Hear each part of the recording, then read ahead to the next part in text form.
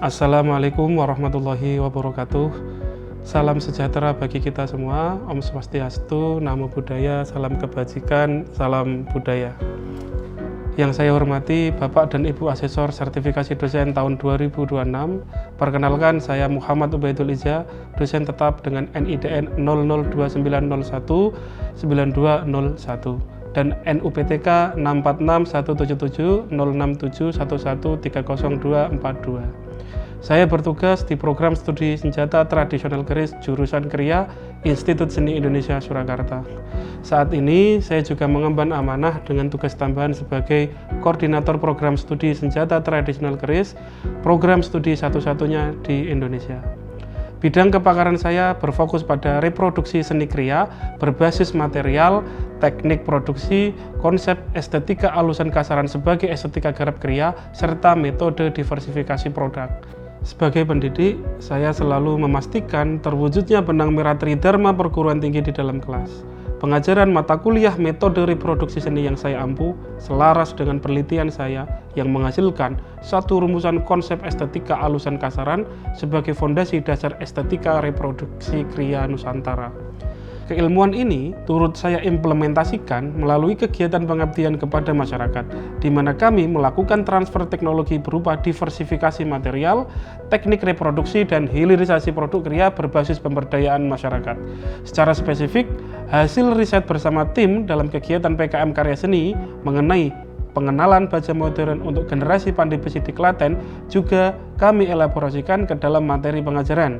Keseluruhan rekam jejak riset dan pengabdian ini saya jadikan landasan referensi pada RPS guna melengkapi rujukan pustaka wajib yang bersumber dari buku teks maupun jurnal nasional lainnya. Pada kesempatan ini, izinkan saya memaparkan unjuk kerja pengajaran pada mata kuliah kepakaran saya dalam rangka PDD UKTPT, yaitu mata kuliah metode reproduksi seni dengan bobot SKS 3 SKS yang diajarkan pada mahasiswa semester 5. Secara esensial, mata kuliah ini berupaya memfasilitasi mahasiswa perihal pengetahuan dan kompetensi reproduksi karya seni melalui pembelajaran berbasis OBE. Pokok materi perkuliahan mencakup pengetahuan alat bahan, simulasi keteknikan reproduksi karya seni 2 dimensi dan 3 dimensi, analisis metode reproduksi karya, hingga prosedur pengerjaan dan penyajian karya. Kegiatan belajar mengajar dipadukan melalui perkuliahan teori, studi lapangan, demonstrasi, dan pendampingan praktik penciptaan karya. Perkuliahan ini akhirnya menghasilkan luaran berupa karya yang dikemas melalui proyek kekaryaan mahasiswa. Adapun capaian pembelajaran lulusan program studi yang dimandatkan pada mata kuliah ini adalah agar lulusan mampu mengaplikasikan keahlian pelestarian keris dan tosan aji melalui keterampilan mendokumentasikan, merestorasi, mereparasi, memodifikasi, serta mengkurasi dengan mengedepankan sikap berpikir logis, kritis, sistematif, dan inovatif. Berpijak dari CPL tersebut, kami rumuskan 4 capaian pembelajaran mata kuliah metode reproduksi seni yang meliputi: pertama, pemahaman prinsip keterampilan teknik reproduksi seni. Kedua, keterampilan mendokumentasikan proses reproduksi secara sistematis. Ketiga, sikap profesional kritis dengan prioritas pelestarian budaya. Dan yang keempat, penggunaan teknologi komputer untuk merancang dan memfabrikasi reproduksi karya. Keempat CPMK ini diturunkan menjadi 13 sub CPMK yang diklasifikasikan ke dalam 4 kemampuan akhir tiap tahapan belajar, yakni pertama, kemampuan analisis mereproduksi karya seni. Kedua, kemampuan mendokumentasikan sistem reproduksi karya seni secara sistematis. Ketiga, kemampuan manajerial kerja tim yang berwawasan pelestarian. Keempat, kemampuan perancangan fabrikasi karya menggunakan teknologi komputer dan mesin dengan tetap menjaga estetika kriya. Keempat, CPMK dan 13 sub CPMK ini telah divalidasi oleh Gugus Mutu sehingga kami kembangkan ke dalam satu RPS yang sudah divalidasi juga. Selanjutnya, untuk menunjang efektivitas pencapaian luaran vokasional tersebut, pada mata kuliah ini difasilitasi oleh instrumen media pembelajaran yang representatif. Contohnya pada aspek perangkat lunak, perkuliahan menggunakan materi presentasi interaktif dan software Autodesk untuk perancangan rancang bangun desain. Sedangkan untuk keperluan perangkat keras, kami menggunakan LCD proyektor, komputer, set peralatan ETSA untuk praktek manual, serta instrumen mesin dari CNC Supermill MK2 untuk menunjang tahapan fabrikasi digital presisi tinggi. Adapun dalam eksekusi kelas, kami menerapkan strategi pengajaran delivery, interaction, dan assessment. Pembelajaran menggunakan case method untuk melatih nalar analitis serta project based learning untuk mengukur unjuk kerja praktik.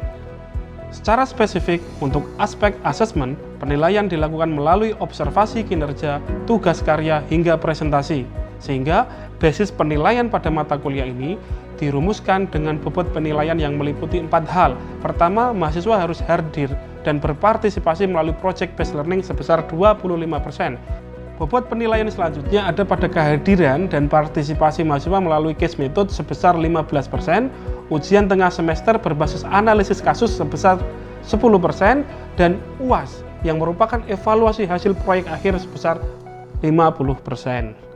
Sebagai representasi pelaksanaan pengerjaan tersebut, berikut akan kami tayangkan rekaman interaksi kelas luring pada pertemuan keempat yang membahas tentang bagaimana prosedur kerja ETSA, analisis cacat prosedural pada proses pekerjaan ETSA, dan kriteria desainnya.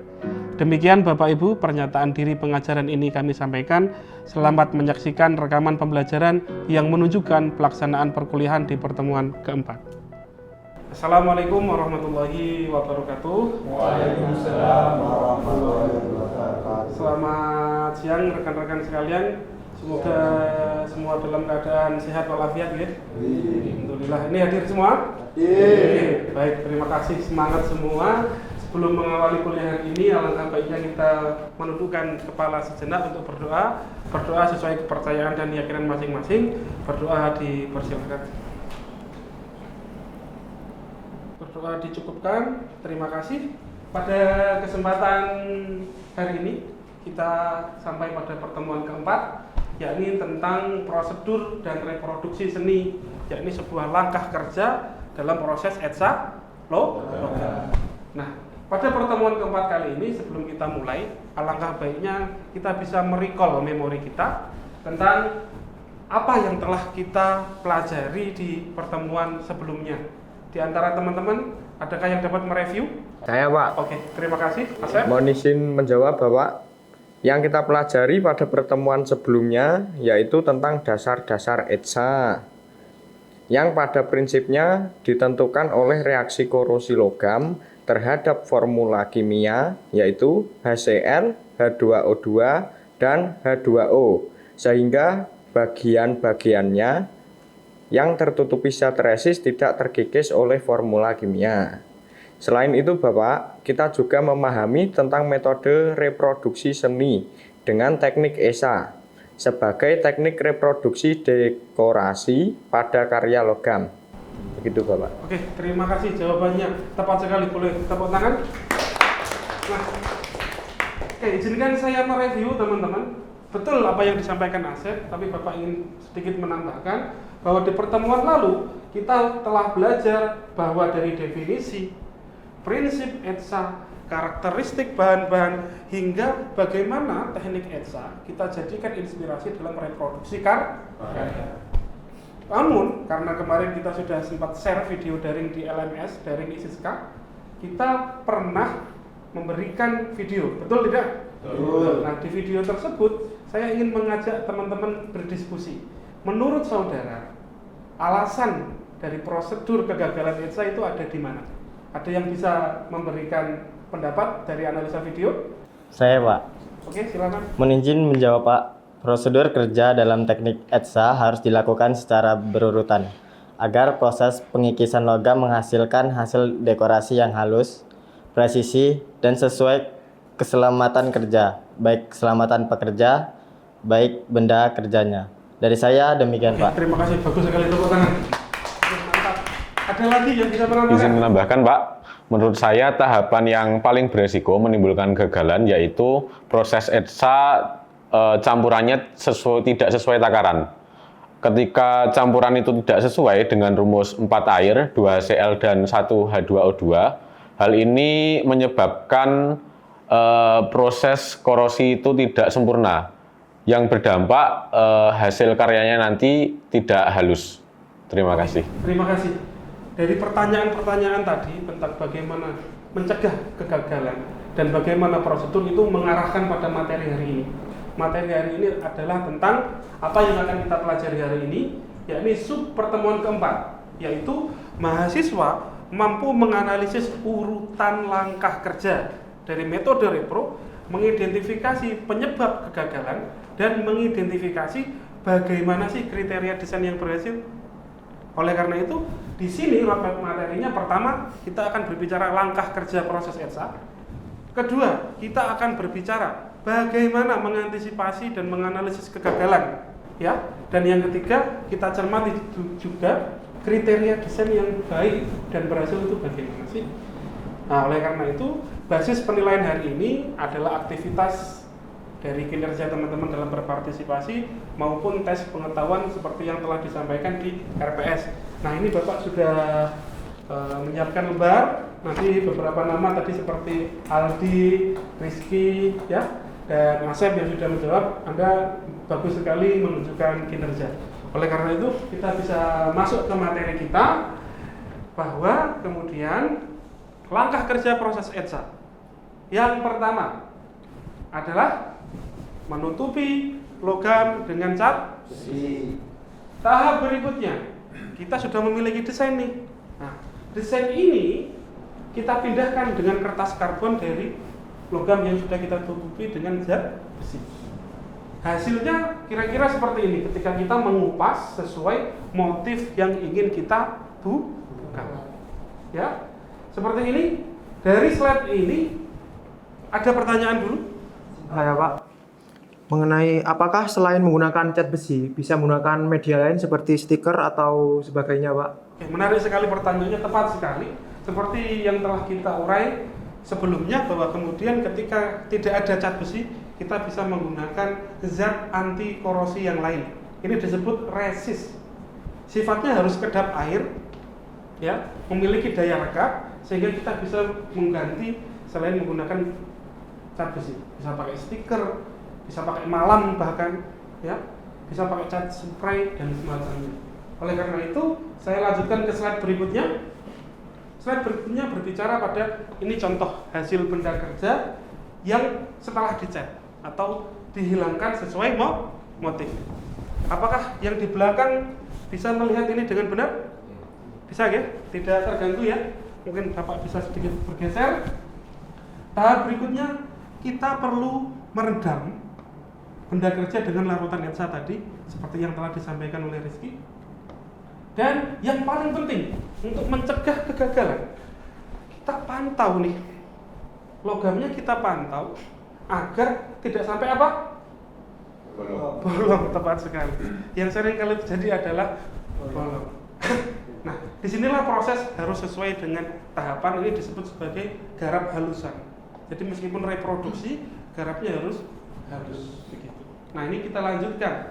Setelah benda dicuci, mohon maaf, setelah diangkat maksud saya dari larutan, benda dicuci.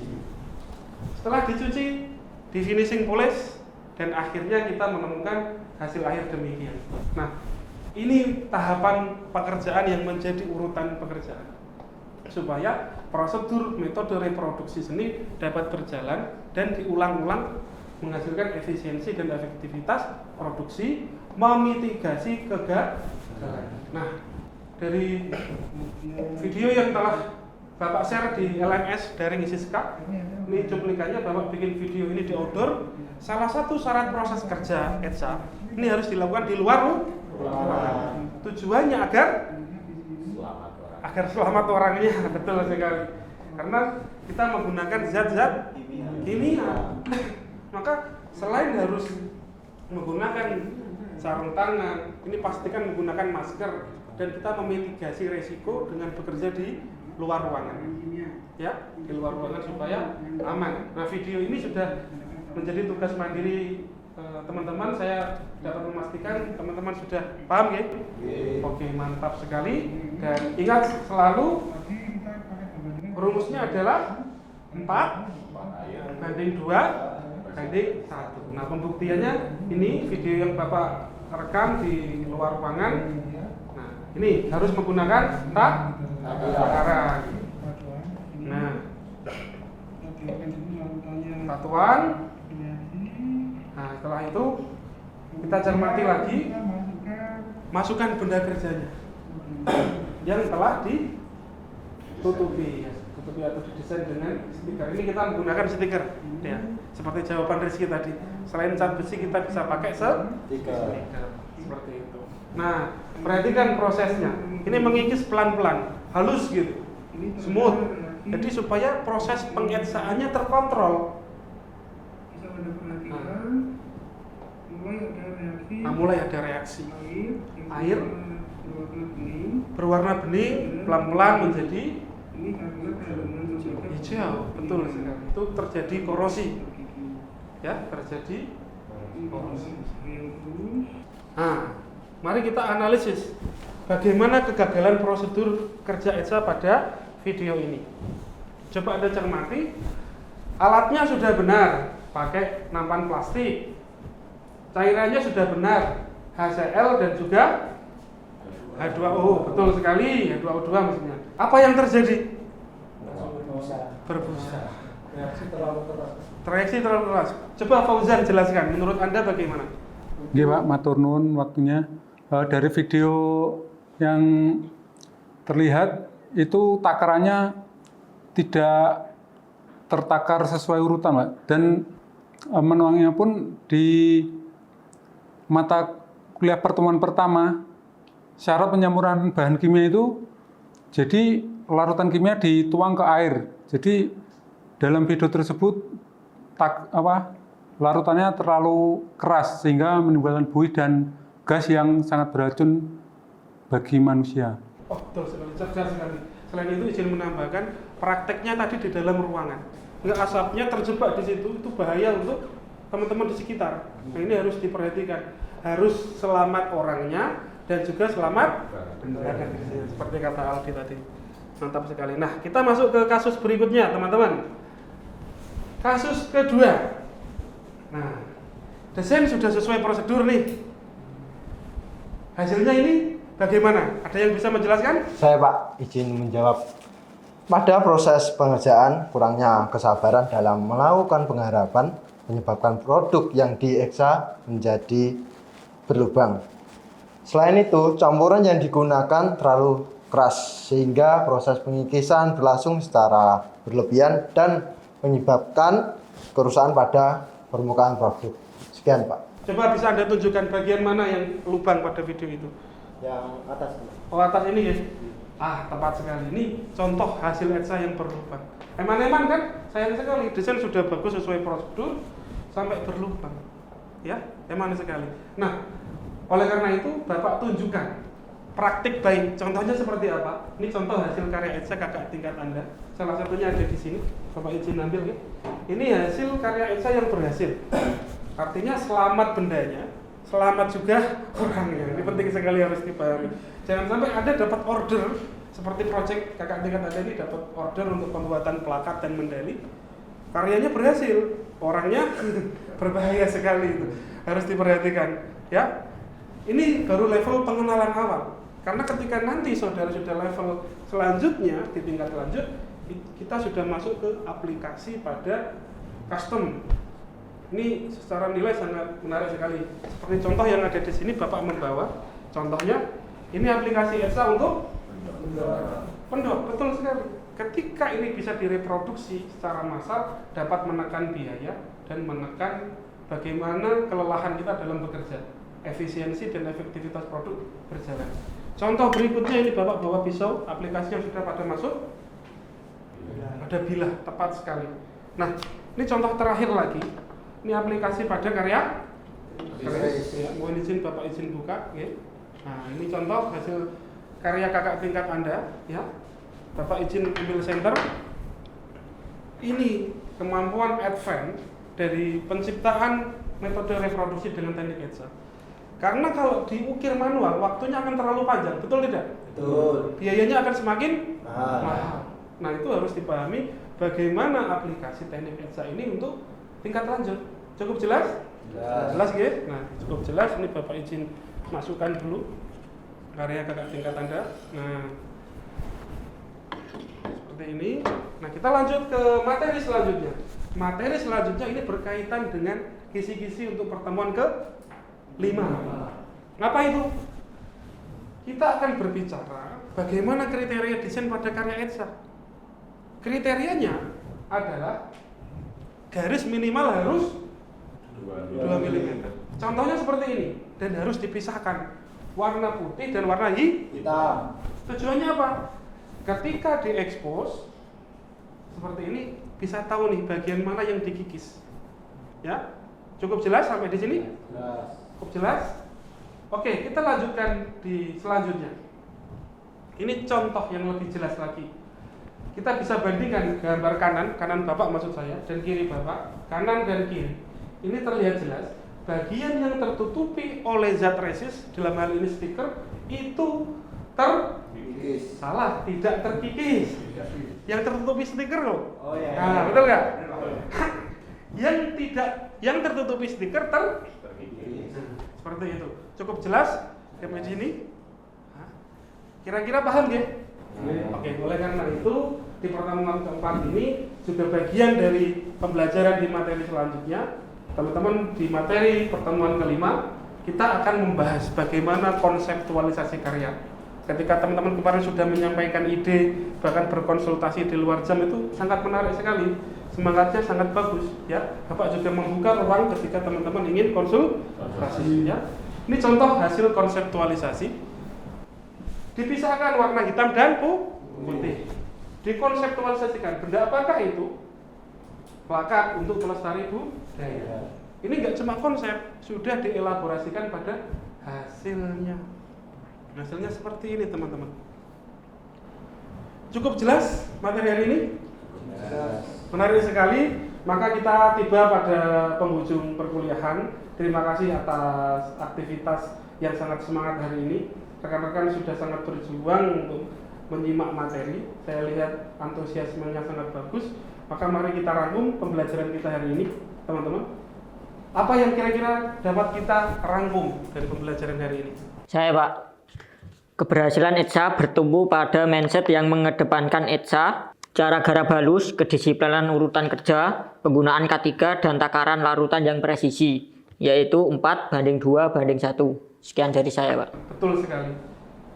Keberhasilan karya ETSA harus selalu bertumbuh pada mindset garap halus. Harus sesuai prosedur. Harus sesuai prosedur supaya hasilnya berhasil. Tahap berikutnya, ada yang tahu? Saya, Pak. Oke, silakan. Pada aturan kriteria desain untuk menghindari cacat atau bocor pada karya, ketebalan garis dan jarak antara motif pada desain minimal 2 mm. Pak. Oke, mantap. Saya checklist ya di lembar observasi. Betul sekali. Perhatian teman-teman atas rangkuman belajar hari ini sangat bagus, sangat cermat. Oleh karena itu kita tiba pada evaluasi akhir. Karena kita tidak cukup hanya menghafal langkah kerjanya, tidak cukup hanya mengidentifikasi, tidak cukup hanya mampu mengingat, tapi kita juga harus mampu menganalisis pada kasus yang beragam. Oleh karena itu, pada tes hari ini Bapak ingin teman-teman mengerjakan kuis formatif di e-learning lms-daring.isi.sk. Ini contohnya di websitenya. Teman-teman kerjakan soal formatif ya. Ini gampang sekali. Setelah teman-teman mengerjakan soal, itu akan mengukur apakah teman-teman sudah paham bagaimana caranya mendesain, bagaimana urutan kerjanya. Nah, sebelum teman-teman nanti mendesain. Cukup jelas di sini? Batas waktu pengerjaan sampai jam 9. Jangan lupa di submit. Oke? Ingat lagi jam 9. Ada hal lagi yang kira-kira bisa disampaikan di ruang kelas ini, teman-teman? Ayo, cukup jelas? Oke, terima kasih atas waktunya. Kita tiba pada penghujung perkuliahan kita, ya. Yang sangat menarik ini, saya dapat memberikan satu mindset ke teman-teman ya, bahwa menciptakan karya itu harus selalu dengan mindset harus. Karya itu memang selalu ada dua. Garap kasaran atau garap halusan. Ketika kita mengikuti prosedur, kita akan mencapai kualitas pengerjaan yang maksimal. atau presisi. Seperti tumbuh itu harus bertahap supaya kita tidak terburu-buru. Hasilnya menjadi maksimal. Sehingga teman-teman bisa merasakan bagaimana kenikmatan dalam berkarya. Hasilnya pun seperti ini, kita akan sangat senang sekali ketika hasil ini maksimal. Cukup jelas teman-teman? Jelas. Baik, sebelum kita akhiri pembelajaran kita hari ini, izinkan Bapak merefleksikan hasil pembelajaran yang saling berkaitan antara pertemuan ketiga, keempat, dan kelima. Di pertemuan ketiga, saudara telah memahami bagaimana alat dan bahan, prinsip dasar teknik ETSA, ragam ETSA, dan seterusnya. Di pertemuan keempat, saudara juga sudah memahami bagaimana urutan langkah kerjanya. Nah, bagaimana ketika saudara sudah mampu menganalisa kaidah kegagalan, kaidah desainnya, sekarang tugas saudara jangan sampai lupa bahwa kemudian pemahaman tadi harus mampu diejawantahkan, diimplementasikan pada sebuah desain, begitu. Maka sebelum kita akhiri pembelajaran hari ini, semua rangkaian pembelajaran tadi kita sudah sampai pada pertemuan keempat, ada penilaian pertama ya yang kita lakukan. Nanti Bapak tunggu portofolionya di LMS daring isi SKA, begitu. Kita akhiri perkuliahan kita hari ini. Kurang lebihnya Bapak kalau ada salah mohon maaf yang sebesar-besarnya. Kita tutup kuliah hari ini. Wassalamualaikum warahmatullahi wabarakatuh. Waalaikumsalam warahmatullahi wabarakatuh. Salam budaya, lestari budaya. Terima kasih. Tepuk tangan.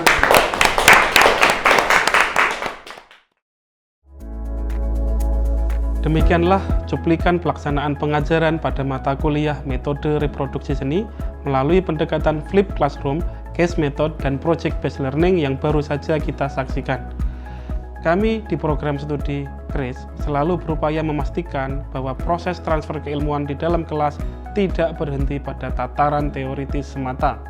Mahasiswa dituntut untuk memiliki nalar analitis yang tajam dalam memecahkan masalah prosedural, serta ketelitian tingkat tinggi dalam menghasilkan karya yang memenuhi standar vokasional. Sebagai akademisi dan praktisi di bidang reproduksi kriya dan juga senjata tradisional Nusantara, merupakan komitmen mutlak dan pengabdian jangka panjang kami untuk terus menjaga marwah pelestarian budaya agar sampai pada generasi selanjutnya. Bagi kami, pendidikan vokasi pada kriya masa kini harus mampu menjadi jembatan yang kokoh yang menghubungkan estetika budaya dengan tuntutan efisiensi teknologi manufaktur masa depan seperti integritas penggunaan teknologi digital CAD/CAM dan mesin fabrikasi CNC yang telah kami gunakan.